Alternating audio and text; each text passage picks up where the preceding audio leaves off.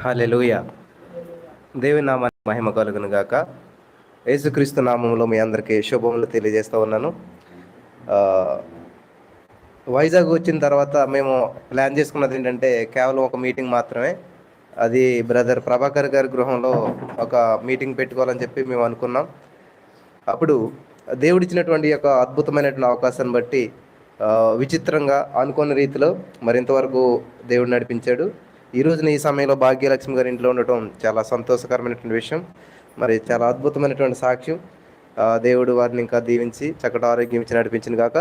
తెస్సలోనికి రాసినటువంటి మొదటి పత్రిక 5వ అధ్యాయం 18వ వచనం మనం చూసినట్లయితే అందరికీ గుర్తున్నటువంటి వాక్యం ఒకసారి గుర్తు చేసుకుందాం. తెస్సలోనికి రాసిన మొదటి పత్రిక 5వ అధ్యాయం 18వ వచనం. తెస్సలోనికి రాసిన పత్రిక మొదటి పత్రిక ప్రతి విషయమునందును కృతజ్ఞతాస్తుతులు చెల్లించుడి, ఇలాగు చేయుట యేసుక్రీస్తునందు మీ విషయంలో దేవుని చిత్తము. స్తోత్రం దేవస్థానోత్తర. ఈరోజు ఈ యొక్క వాక్యాన్ని ధ్యానిస్తుండగా నాతో మాతో మాట్లాడి ఈ యొక్క కృతజ్ఞత కూడిక ద్వారా నీ నామానికి మహిమ, కూడి వచ్చిన బిడ్డలందరికీ ఆశీర్వాదం దయచేయమని యేసుక్రీస్తు నామంలో ప్రార్థించి పొందుకుని నమ్మ పరమ తండ్రి, ఆమేన్. కృతజ్ఞత చెప్పకపోవడం పాపం అంట. వింటున్నారా? కృతజ్ఞత చెప్పకపోవడం మహాపాపం. కాబట్టి ప్రతి వారు కూడా దేవుడు చేసిన మేలుకై ఎప్పటికీ కూడా కృతజ్ఞతాపూర్వకంగా జీవించాలి. అపోస్తలుడైనటువంటి పౌలు గారు రోమీలకు రాస్తూ 7వ అధ్యాయం మనం చదివినట్లయితే అక్కడ 25వ వచనంలో 23వ వచనంలో ఒక మాట ఉంటుంది, మనం చదువుకుందాం. వేరొక నియమం నా అవయవంలో ఉన్నట్టు నాకు కనబడుచున్నది, అది నా మనసునందున్నటువంటి ధర్మశాస్త్రముతో పోరాడుచు నా అవయవములలో ఉన్న పాప నియమమునకు నన్ను చెరపట్టి లోపరుచుకుంటున్నది. ఆప్ చేద్దాం. ఇక్కడ అపోస్తలుడైన పౌలు గారు ఒక మాట అంటూ ఉన్నాడు. నేను ఏదో చేయాలనుకుంటున్నాను, కానీ నా మనసులో ఒక ధర్మశాస్త్రం ఉంది, దానికి దీనికి పోరాటం జరుగుతూ ఉన్నది. కాబట్టి నేను ఏం చేయాలో నాకు అర్థం కావడం లేదు, నేను బందీనైపోయాను. ఈ మధ్యన చాలా పాట ఫేమస్ అయింది కదా, నే బందీనైపోయా అని చెప్పేసి చాలా అద్భుతమైనటువంటి పాట. ఇక్కడ పౌలు గారు దేనికి బందీ అయిపోయాడంట? ధర్మశాస్త్రం ఏమంటుందంటే, నువ్వు నీతిగా జీవించాలి, నువ్వు ఇలాగ ఉండాలి అలాగ ఉండాలంటే నువ్వు పాపపు ఆలోచనలు రాకూడదని ధర్మశాస్త్రం చెప్తుంటే పౌలు గారి కంట వచ్చేస్తున్నాయంట. తెలుగులో ఒక సామెత ఉంటుంది అనమాట, ఇంటి నుంచి మనం పక్షులు ఎగిరిపోతుంటుంటే వాటిని ఆపలేమంట, కానీ అదే పక్షి ఇక్కడ ఆగిపోయి గూడు కట్టుకుంటుంటే దాన్ని ఆపవచ్చంట. చెడు తలంపులు రాకుండా ఆపటం మన యొక్క ఆధీనంలో లేదు. The first look is not sin but the second look is sin. అంటే దావీదు గారు స్నానం చేస్తున్నటువంటి స్త్రీని చూడటం తప్పు కాదు, పాపం కాదు. పొరపాటున అట్లా చూశాడు, ఓకే. తర్వాత ఏమైందంట, అసలు ఏంటా క్లారిటీగా చూద్దారని 2వ సారి చూశాడంట. అక్కడ పాపం అనమాట. The first look is not sin but the second look is sin అనమాట. సో ఫస్ట్లో మనం ఏదైనా పొరపాటును కానీ లేకపోతే అనుకోకుండా కానీ అది చూడటం వల్ల చేసిన వల్ల తెలియక చేసినటువంటి దేన్నైనా కూడా దేవుడేమి పాపంగా లెక్కించడు. కానీ ఎప్పుడైతే అసలు ఏంటి విషయం దాంట్లో క్లారిఫికేషన్ కావాలని చెప్పి 2వ సారి వెళ్తాం చూడండి, అక్కడ పాపం జరుగుతుంది అనమాట. ఇక్కడ పౌలు గారు ఏం చేస్తూ ఉన్నాడంటే ధర్మశాస్త్రం లోపల మనకి పోరాటం చేస్తారు. ధర్మశాస్త్రం అంటే ఏంటంటే చాలా మంది పెద్దలు తిడతారు, ఎరా నీ అంతరాత్మ నేను గతించలేదా, నీకేమీ బుద్ధి రాలేదా, నీకు తెలియలేదా అంటుంటారు అనమాట.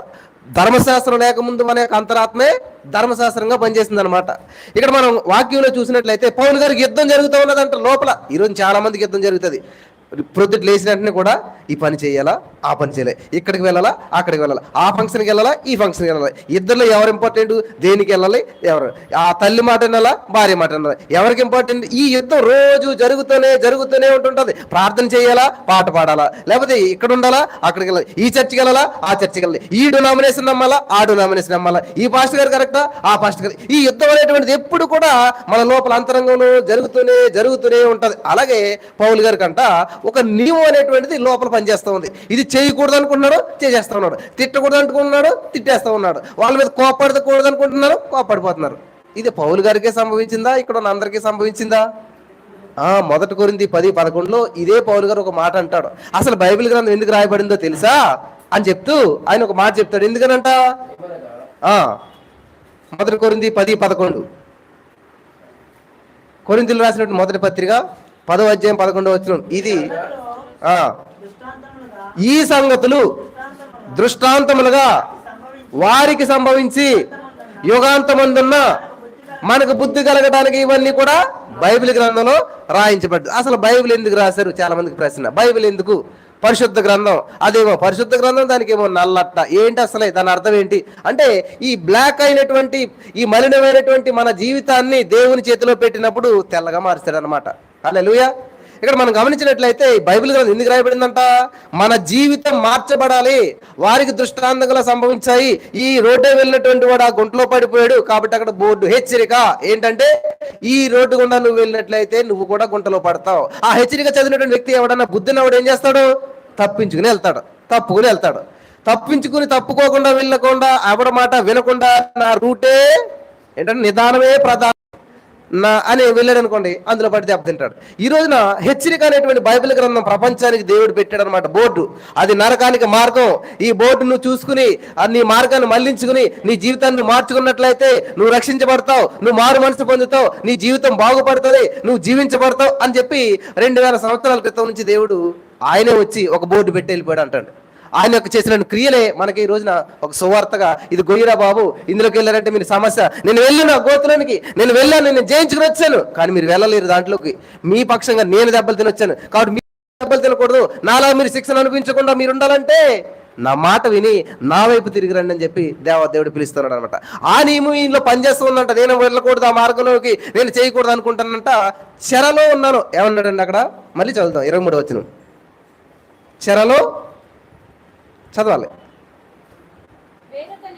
వేరొక నియమము నా అవయవములోనికి నాకు కనబడుచున్నది, అది నా మనసునందును ధర్మశాస్త్రంతో పోరాడుచు నా అవయవంలో ఉన్న పాపం నియమమునకు నన్ను చెరపట్టి. చెర అంటే ఏంటమ్మా?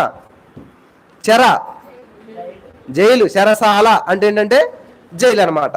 ఇక్కడ 7వ అధ్యాయం 23వ వచనంలో ఎక్కడ ఉన్నాడంటే చెరలో ఉన్నాడు. 8వ అధ్యాయం 2వ వచనం వచ్చేసరికి అక్కడ ఏమని అంటున్నాడంటే, యేసుక్రీస్తునందు జీవమిచ్చు ఆత్మ యొక్క నియమము పాప మరణముల నియమము నుండి నన్ను విడిపించెను. గమనించాలి, రోమపత్రిక 7వ అధ్యాయం 3వ వచనంలో అక్కడ జైల్లో ఉన్నాడంట. రోమపత్రిక 8వ అధ్యాయం 2వ వచనంలో వచ్చేసరికి విడిపించబడ్డాడంట. అంటే జైల్లో ఉన్న వ్యక్తి విడిపించబడ్డాడు. అంటే మధ్యలో సంథింగ్ ఏదో ప్రాసెస్ జరిగింది. కొన్ని మనకి చిన్నతనంలో మనం మూవీ చూసే ఉంటుంటాం. సడన్గా ఏం చేస్తాడంటే, ఐ థింక్ ఏదో ఒక మూవీలో చిన్న సీన్ చూశాను. సడన్గా 2 బస్సులు ఎలాగ వస్తాయి, గుద్దుకుంటాయి, అందులో వాళ్ళందరూ కూడా పెద్ద యాక్సిడెంట్ అవుతుంది. దాన్ని పెద్ద మూవీగా తీస్తారు. అది జరిగినటువంటి సంఘటన ఇక్కడ కర్ణాటకలో ఎక్కడను. స్టార్టింగ్ ఏముంటుంది అంటే, దానికి 2 బస్సులు ఎలాగ వచ్చి గుద్దుకుంటాయి, అందరు చనిపోతారు. అప్పుడు పేర్లు వస్తాయి అనమాట. ఏం జరిగింది అంటే సినిమా అంతా చూడాలన్నమాట. అర్థమైందా? సస్పెన్స్ అనమాట. అలాగే ఇక్కడ 7వ అధ్యాయం 23వ వచనంలో ఏం జరిగిందంటే, చెరలో ఉన్నాడంట ఆయన. ఒక 5-6 వచనాల తర్వాత విడిపించబడ్డాడంట. మధ్యలో ఏం జరిగింది అంటే చదువుకుంటూ వెళ్తే మనకు అర్థమవుతుంది. చదవండి. 7:23 నుంచి చదువుకుందాం. మనం 24 చదువుదాం. అయ్యో నేనెంత దౌర్భాగ్యుడును, ఈ మరణములకు లోనగు శరీరం నుండి నన్ను ఎవడు విడిపిస్తాడు? ప్రభు అయిన యేసుక్రీస్తు ద్వారా దేవునికి కృతజ్ఞతాస్తుతులు చెల్లించుతున్నాను. ఆమేన్, హల్లెలూయా. అయ్యో బాబు, ఇటువంటి బంధకాల్లో ఉన్నాను, ఇటువంటి జైల్లో ఉన్నాను, ఎవడు నన్ను విడిపిస్తాడు? ఎవడు నన్ను బయటికి లాక్కొస్తాడు? ఎవడు నాకు బెయిల్ ఇస్తాడు? తెలుసా బెయిల్ అంటేని? అండ్ ఎవరన్నా జైలుకి వెళ్ళారు? పాల్కుమార్ గారు, బెయిల్ అంటే ఏంటి? బెయిల్ అంటే ఒక వ్యక్తి జైల్లో ఉన్నాడు అనుకోండి, వాడిని ఈ వ్యక్తి సంతకం పెట్టి తీసుకొస్తారన్నమాట. ఏంటంటే పలానా రోజు నుంచి సంతకం పెట్టాలి. పొరపాటుని ఈ వ్యక్తికి సంతకం పెట్టలేదంటే, ఈ వ్యక్తి ఆ టైంకి రాలేదంటే ఎవరైతే సంతకం పెట్టారో వాళ్ళ రెస్పాన్సిబిలిటీ అనమాట. ఈ వ్యక్తి ఏం చేసినా కూడా ఆ శిక్ష నేను భరిస్తాను, అది బెయిల్ ఇవ్వటం అంటారు అనమాట. ఎందుకంటే నా చిన్నతనంలో మా నాన్నగారు వాళ్ళు నాటుసారా కాసేవారు అనమాట. మా ఇంట్లో ఇదే జరుగుతుండేది అనమాట. జైలుకి వెళ్తాలో బెయిల్ పెట్టాలో ఈసిరాటాలో. అప్పుడు నాకు అర్థమైంది బెయిల్ అంటే ఓహో ఇదే అనమాట. అందుకని ఇప్పుడు చెప్పగలుగుతున్నాను. సో అలాగా ఈ పౌలు గారు బంధకాల్లో ఉన్నాడంట, జైల్లో ఉన్నాడంట. నాకు ఎవరు బెయిల్ ఇస్తారు, నన్ను ఎవరు విడిపిస్తారు అయ్యో అని చెప్పి నెత్తునోరు కొట్టుకుంటున్నాడంట. అప్పుడు ఆలోచన వచ్చిందంట, ఏం చేస్తున్నాడంటే ఆయన చదవాలి మళ్ళీ నది. ప్రభు అయిన యేసుక్రీస్తు ద్వారా దేవునికి కృతజ్ఞతాస్తుతులు నేను చెల్లించుచున్నాను. హల్లెలూయా. ఇక్కడ చిన్న విషయాన్ని మీరు గమనించాలి. ప్రార్థన చేస్తూ ఉంటుంటాం చాలా మంది. ప్రార్థన ఎలా ప్రారంభించాలి, ఎలా కంటిన్యూ చేయాలి, ఎలా ముగించాలి, ప్రతిదానికి ప్రారంభము, కొనసాగింపు, ముగింపు అనేటువంటిది ఉంటుంది. బైబిల్లో కూడా మనం చూసినట్లయితే తండ్రి, కుమార, పరిశుద్ధాత్మ దేవులు అనేటువంటి వాళ్ళు ముగ్గురు ఉంటారు అనుకోకూడదు, ఒక్కటే. ప్రార్థన చేసినప్పుడు ఎక్కడ ప్రారంభించాలంట? యేసు ప్రభువే ప్రార్థన నేర్పించాడు. ఏమని? పరలోకమందున్న తండ్రి. కాబట్టి మనం ఎవరికి ప్రార్థన చేయాలి? తండ్రికి ప్రార్థన చేయాలి. తండ్రికి మన సమస్య చెప్పుకోవాలి. ఎక్కడితో ముగించాలి? నజరేయుడైన యేసు క్రీస్తు నామములో. ఏ నామంలో ప్రార్థన సమర్పించాలి? యేసుక్రీస్తు నామంలో. కాబట్టి తండ్రి అయినటువంటి దేవునికి, కుమారుడైనటువంటి దేవుని ఎవరు? తండ్రి అయినటువంటి దేవునికి పరిశుద్ధాత్మ దేవుని సహాయం ద్వారా కుమారుడైన యేసుక్రీస్తు ప్రభువు నామంలో సబ్మిట్ చేయాలన్నమాట. అప్పుడు మన ప్రార్థన కంప్లీట్ అవుతుంది. ఇక్కడ పౌలు గారు అదే చెప్తున్నాడు. ఏమని చెప్తున్నాడు? యేసుక్రీస్తు ద్వారా తండ్రికి 27వ అధ్యాయం 23వ వచనంలో జైల్లో ఉన్నటువంటి వ్యక్తి, 8వ అధ్యాయం 2వ వచనంలో ఉన్నటువంటి వ్యక్తికి తేడా ఏంటంటే, జైల్లో ఉన్నటువంటి వ్యక్తి, చెరలో ఉన్నటువంటి వ్యక్తి విడిపించబడ్డాడంట. ఈ విడిపించబడటానికి, జైల్లో ఉండటానికి మధ్యలో ఒకటి ఉన్నదంట. అదే కృతజ్ఞత. హల్లెలూయా. అలా చెప్పాలి అందరూ కూడా. ఏమన్నదంటే చెర నుంచి విడిపించబడ్డాడు అంటే అపజయానికి విజయానికి మధ్య వారధి అనేటువంటిది ఏంటంటే కృతజ్ఞత. ఎంత ఇంపార్టెంట్ చూసారా? కృతజ్ఞత. Thanks giving is a weapon అనమాట, ఒక ఆయుధం అనమాట, ఒక ఏమంటారు దాన్ని, వంతెన అనమాట. కాబట్టి అక్కడ జనం ఇక్కడ జనం అక్కడే ఉన్నారు. వాళ్ళ వీళ్ళ కలవాలంటే మధ్యనే ఉండాలి, వంతెన ఉండాలి. అపజయం అనేటువంటి మనం విజయం అనేటువంటి చోటికి చేరుకోవాలంటే ఏముండాలి? కృతజ్ఞత అనేటువంటి వంతులు ఉండాలన్నమాట. కాబట్టి అక్కడ ఆ యొక్క చెరకి విడుదలకి మధ్యలో ఉన్నటువంటిది కృతజ్ఞత. కాబట్టి ఈ రోజు మీరు చెరలో ఉండొచ్చు, సమస్యలో ఉండొచ్చు, ఇబ్బందులు ఉండొచ్చు, లేకపోతే మిమ్మల్ని ఎవరు కూడా పట్టించుకోకపోవచ్చు. ఏదో తెలియనటువంటి సమస్యలు మీరు ఉన్నట్లయితే, మీ జీవితం మార్చబడాలంటే, మీ జీవితం విజయవంతంగా ఉండాలంటే, మీ జీవితంలో ఏదైతే అనుకుంటున్నారో అది పొందుకోవాలంటే ఏం చేయాలంటే కృతజ్ఞత కలిగి జీవించాలి. కృతజ్ఞతలు చెప్పాలంట. అది చెప్తాం ప్రారంభించడాన్ని. ఇంకా నా వల్ల కాదు, నాకు ఎవరు విడిపించరు. విడిపించాక చెప్పట్లేదు, జైల్లో ఉండే చెప్తున్నాడు ఆయన. ఎక్కడుండని? జైల్లో ఉండే అపోస్తలుడైన పౌలు గారు దేవానికి స్తోత్రాలు, నీకు వందనాలని చెప్పి కృతజ్ఞతలు స్తుతులు చెల్లించడం మొదలు పెట్టాడంట. ఎవరు? పౌలు గారు. ఎప్పుడైతే కృతజ్ఞతాస్తుతులు చెల్లిస్తూ ఉన్నాడో తన యొక్క ఆయుధానికి ప్రైజ్ ఈజ్ ఏ వెపన్ అనమాట, thanks giving is a weapon అనమాట, దానికి పదును పడతాం మొదలు పెట్టాడంటే. ఎప్పుడైతే కృతజ్ఞతాస్తుతులు చెల్లించడం మొదలు పెట్టాడో మన యొక్క దేవుని దగ్గర నుంచి రిసీవ్ చేసుకునేటువంటి సామర్థ్యం పెరుగుతుందంట. కృతజ్ఞత చెల్లించే కొద్ది సామర్థ్యం పెరుగుతూ ఉంటుంటుందంట, దేవుని దగ్గర నుంచి పొందుకునేటువంటి సామర్థ్యం. చూడండి, రోజు వెయిట్స్ మనం ఇట్లా చేస్తూ ఉంటే ఏమవుతుందంట? 2 కేజీలు వెయిట్ కేజీ అయిపోతుంది కదా ఏమా. ఇప్పుడు 2 కేజీలు పట్టుకుని మనం రోజు చేస్తున్నాం. 10 రోజులు చేసేసరికి ఎంత ఇది అవుతుంది? 2 కేజీలు కాస్త 1 కేజీ అయిపోతుంది కదా. నో, దాని వెయిట్ ఏం మారదు. మరి ఎక్కడ మారుతుంది? ఇక్కడ మజిల్ పెరుగుతుంది అనమాట. చెయ్యిగా ఏం పెరుగుతుంది? రాళ్ళలో మార్పు రాదు. ప్రార్థన చేస్తే ఏమంటారు? దేవుడు ప్రార్థన చేస్తే దేవుడు కదిలించబడరు. ఆయన నిన్న నేడు ఏకరీతిగా ఉంటాడు. అబ్రహాముకి దేవుడే, ఇస్సాకు దేవుడే, యాకోబు దేవుడే, నీకు దేవుడు, నాకు దేవుడు, యేసుక్రీస్తు అందరికీ ప్రభు. ఆయన నిరంతరం కూడా మారినటువంటి దేవుడు. మరి ఎవరు మారుతారంట? ప్రార్థన పరిస్థితులు మారుస్తుంది, ప్రార్థన నిన్ను మారుస్తుంది, ప్రార్థన నన్ను మారుస్తుంది, ప్రార్థన నీలో నాలో మార్పుని తీసుకొస్తుంది, నీలో నాలో విశ్వాసాన్ని పెంచుతుంది. చాలా మంది అంటారు ప్రార్థన చేస్తే ఆయన మారుతారులేండి, ప్రార్థన చేస్తే ఈయన మారుతాడులేండి, ప్రార్థన చేస్తే దేవుడు మారుతాడు. ప్రార్థన చేస్తే దేవుడు మారడు. ప్రార్థన దేవుడు స్థిరంగానే ఉంటాడు. నీలో మార్పులు నీలో సంభవిస్తాయన్నమాట. హల్లెలూయా. మనం జిమ్కి వెళ్ళి ఎంత వర్కౌట్ చేసినా, ఎంత స్వెట్ కార్చినా ఆ 10 కేజీలు వెయిట్ 10 కేజీలే ఉంటుంది. అయ్యో వీళ్ళంత స్వెట్ కారిపోయిందని చెప్పి 10 కేజీలు దేవుడు లాగానే ఉంటాడు అనమాట. మార్పు ఎక్కడ సంభవిస్తుంది అంటే మనలో సంభవిస్తుంది అనమాట. దేవునికి స్తోత్రం కలుగును గాక. ఎందుకన్నా మార్పు? ఆ ఉన్నతమైనటువంటి దాన్ని పొందుకోవడానికి అర్హులుగా ఉండాలి. సామెతల గ్రంథం 3వ అధ్యాయం అనుకుంటే ఒక మాట ఉంటుంది. మీరు ఎవరికైనా దానం చేయాలనుకున్నట్లయితే ఆ పొందదగినటువంటి వానికి చెప్పాలన్నమాట. చదివారు మీరు ఎప్పుడన్నాను? మీరు ఏదైనా సహాయం చేయాలనుకున్నా, మీరు ఏదైనా హెల్ప్ చేయాలనుకున్నా ఆ పొందదగినటువంటి వానికి ఇయ్యకుండా ఉండకూడదు. అయ్యి బాబోయ్, చాలా మందికి అనిపిస్తుంది నిజమే. మళ్ళీ నన్ను ఎవరైనా సహాయం చేయమని అడిగారంటే నేను చేయకుండా ఉండకూడదు, ఎటువంటి వారికై నేను సహాయం చేసేసేయాలి. ఆ వచనం దొరికితే చదివితే నేను చాలా సంతోషపడతాను. Very good, very good. మేలు చేయుట నీ చేతనైనప్పుడు దానిని పొందదగినటువంటి వానికి చేయకుండా. అమ్మ, అర్థమైంది అందరికీ? చాలా జాగ్రత్తగా ఉండాలి. చాలా జీవిత సత్యాలు చెప్తున్నాను నేను. ఈ విషయాలు మీకు అర్థం కాకపోతే ఎవరు వచ్చి అడిగితే వాళ్ళకి దాన ధర్మాలు చేస్తారు. మన డైనమిక్ స్టార్ ఇక్కడ ఈయన ఎవరు, ప్రభాకర్ గారు పాటినే 75 సంవత్సరాలు. ఈయనతో పాటు ఇక్కడ ఉన్న వాళ్ళు ఎవరు నడవలేరు. ఈయన మోసినంత బరువులు ఎవరు మోయలేరు. ఈయనున్నంత హెల్తీగా ఎవరు ఉండలేరు. ఈయన దగ్గర ఒక ఆయన వచ్చేవాడంట రోజులు. ఎందుకు వచ్చేవాడు ఏంటి తెలియదు, ఏదో సమస్యలు రోజు 100 రూపాయలు ఇచ్చేవాడంట, 200 ఇచ్చేవాడంట. రోజు తీసుకుంటే వెళ్ళిపోతున్నాడు. ఓ రోజున అతను ఇలాగా స్టెప్స్ దిగి వెళ్తుంటే వీళ్ళ అబ్బాయి సంతోష్ గారికి ఎదురయ్యాడంట. ఎందుకు ఇచ్చారు మీరు అని అంటే, ఇలాగా ఏదో మీ నాన్నగారితో పనుండి వచ్చాను, కొంచెం అమౌంట్ కావాలంటే తీసుకుని వెళ్తా ఉన్నాడంట. నువ్వేం చేస్తున్నావు ఈ డబ్బులు అంటే, ఆల్రెడీ అతను అప్పుడే ఫుల్గా తాగున్నాడేమో, ఆ ఫుల్ స్మెల్ వస్తుందంట. నాన్న, అతను వస్తున్నాడు కదా, నువ్వు అతను ఎందుకు డబ్బులు ఇస్తున్నావు అంటే, ఏదో సమస్యలు ఉన్నట్లేరా పోను. సమస్యలు కాదు, తాగుతున్నాడు అతను అని చెప్పి.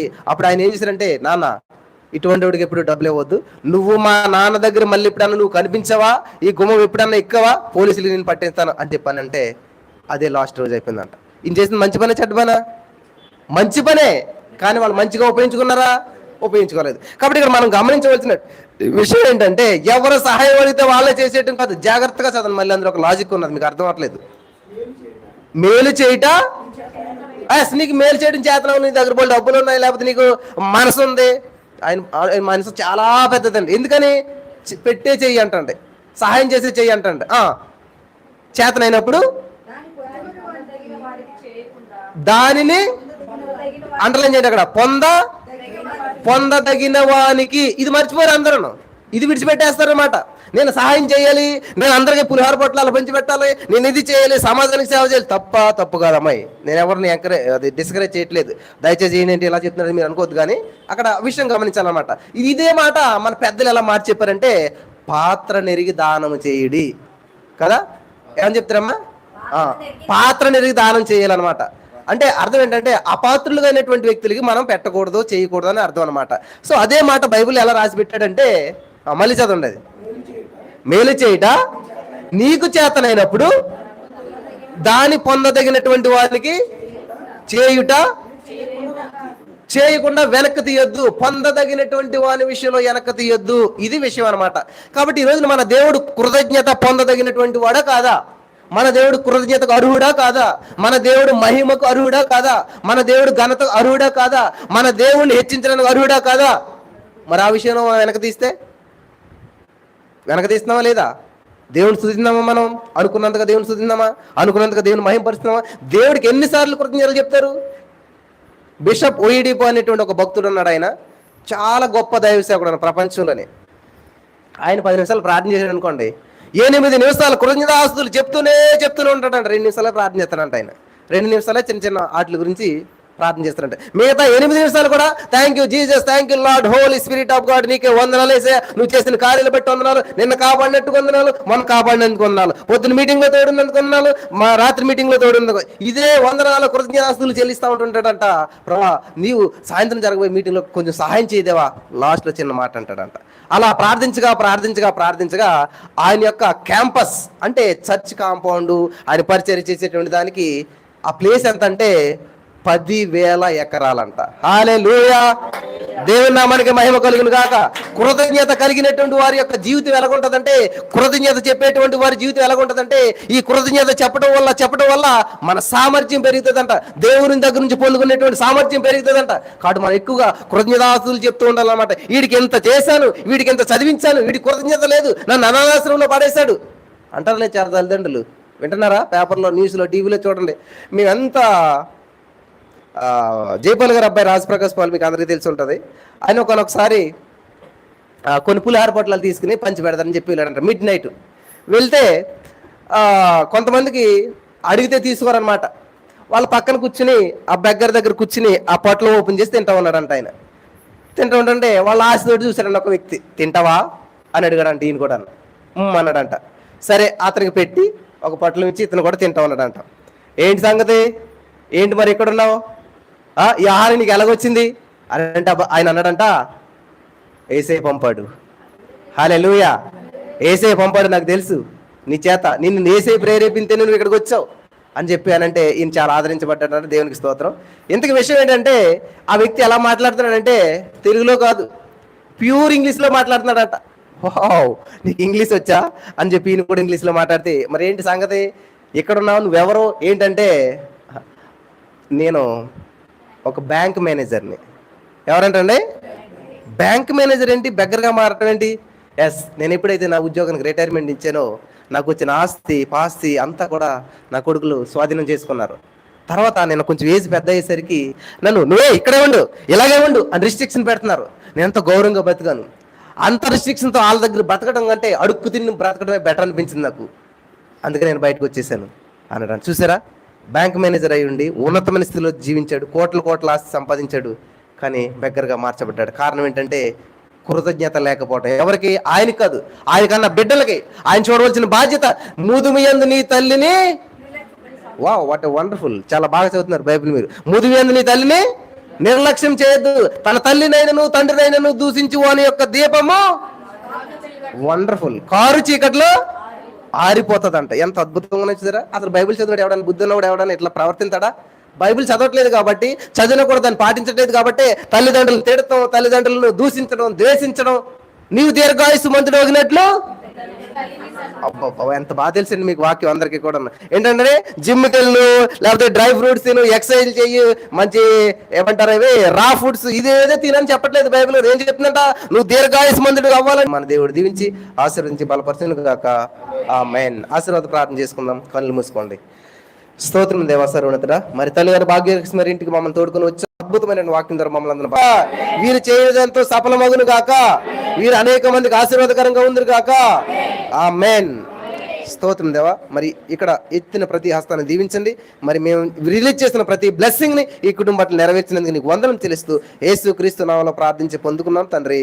ఆమేన్. యేసు రక్తమే జయం, సిలువ రక్తమే జయం. అపవాదికి సిగ్గేసిన మహిమ కలుగును గాక.